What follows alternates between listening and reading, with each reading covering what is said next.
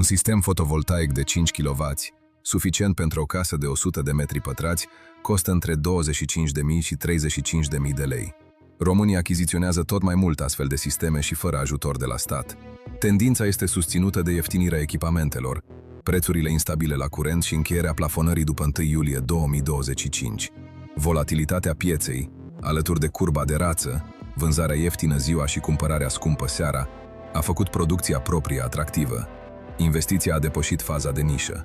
La începutul anului 2026, România înregistra peste 300.000 de prosumatori, cu o capacitate rezidențială de 3,3-3,4 GW. Proprietarii nu mai așteaptă ajutoare publice.